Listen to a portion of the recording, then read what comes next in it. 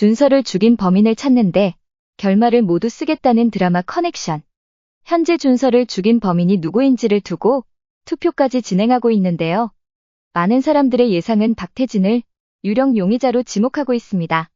사실 상의의 말에서 약간의 힌트를 얻었는데요. 당시 공사장에 함께 있었다는 알리바이를 위해 사전에 누군가를 교사해 죽였을 가능성이 높아 보입니다.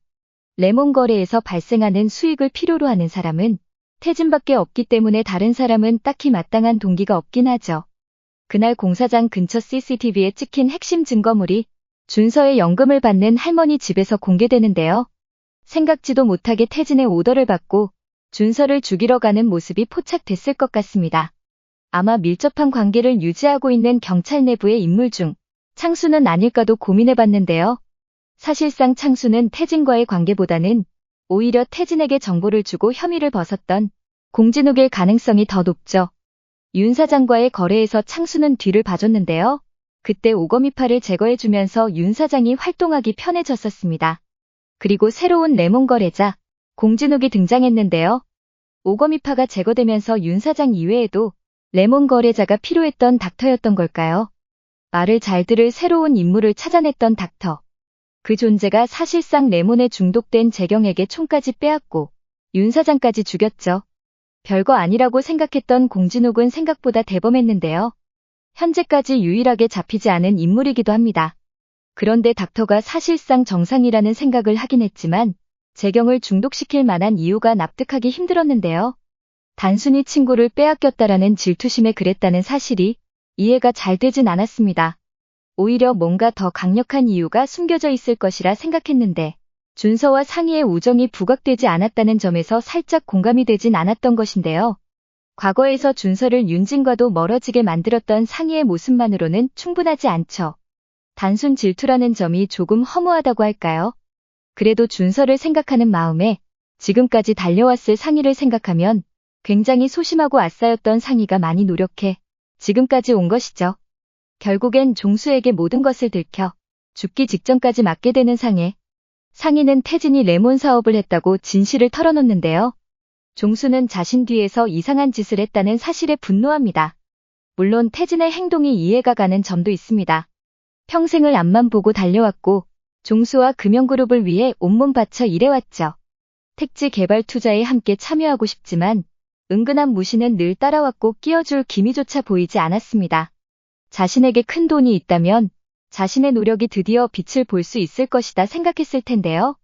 하지만 그건 정말 자신만의 욕심이었죠.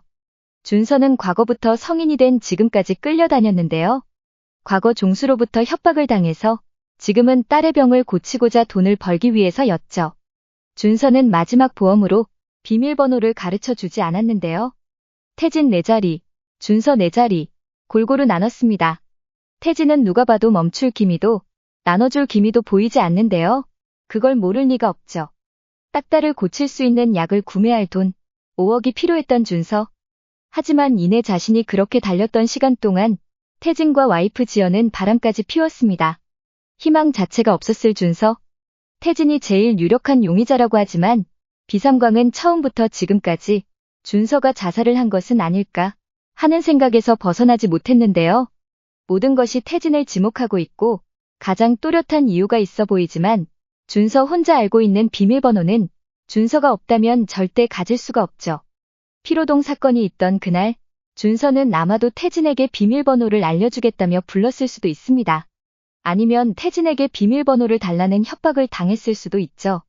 비밀번호를 알아내기 위해 사람까지 붙이고 그의 아내까지 꼬셨지만 알 수가 없던 태진은 결국 준서를 협박하기 위해 공진욱을 이용합니다.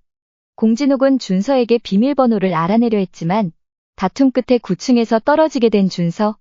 자신이 도착 전 비밀번호를 알아내려 했던 태진은 이내 준서가 떨어지게 되자 상희의 증언대로 모든 것을 멈추고 자신들이 엮이지 않도록 몸을 피했죠.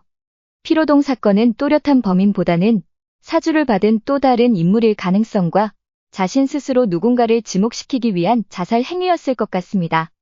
가장 위험한 빌런인 태진은 종수에게 버림받자마자 뒤통수치기를 시전하고 자신이 몰리지 않기 위해 레몬을 제작했던 영륜 냉동부터 수사하기 시작하는데요. 정말 치졸하기 짝이 없죠. 팔아서 돈을 벌 때는 언제고 이제 와서 손을 깨끗이 씻어버리려는 태진. 그로 인해 5천억 투자건은 물 건너가고 영륜냉동에서 레몬을 제작한 사실로 인해 피로동 개발은 무산이 되어버립니다. 분노한 원 회장은 결국 쓰러지게 되고 종수는 레몬 투약 혐의로 잡혀가게 되겠죠. 자신은 손 털었다 생각했겠지만 이내 공진욱은 밀항을 하기 전 잡히게 되고 결국 닥터가 태진이라는 증언을 해버리는데요. 공진욱 역시 보험 하나쯤은 있지 않겠어요? 자신이 건넨 자료들, 거기다 닥터와 통화한 내용을 증거로 넘기는 공진욱. 이렇게 되면 결국 상인은 레몬 제작으로 잡혀가게 되고 치연은 윤호를 죽인 것이 밝혀져 잡혀가게 됩니다. 결국엔 모두가 감방 엔딩이 될까요? 창수는 자신이 윤 사장 뒤를 봐줌으로써 오거미파가 잡히고 새로운 빌런 공진욱 닥터가 등장하며 어떠한 일들이 벌어진 것인지 재경을 통해 듣게 되는데요. 창수는 왜 윤 사장에게 돈을 받기 시작한 걸까요? 드라마에 사연 없는 사람이 어디 있겠습니까? 창수 역시 사연이 있었을 것이고 그것을 숨기기 위해 자기 목숨까지 걸고 증거를 없앴죠. 고등학교 인연이 어쩌다 악연이 된 것일까요? 모든 일의 첫 시작은 원창호가 그동안 성공을 위해 저질렀던 모든 악행에서 시작되었을 것입니다. 자신처럼 야망이 크지 않았던 종수를 자신과 같이 키우기 위해 그 곁에 야망 넘치는 태진을 두었고 무식하게 힘만 잘 쓰는 치연을 두었죠. 거기다 반장인 준서의 가족까지 협박하며 종수의 모든 뒤치닥 거리를 하도록 묶어놓았습니다. 그렇게 괴물들을 키운 원창호. 그 괴물들로 인해 악착같이 키워놓은 금융그룹까지 망하게 생겼네요.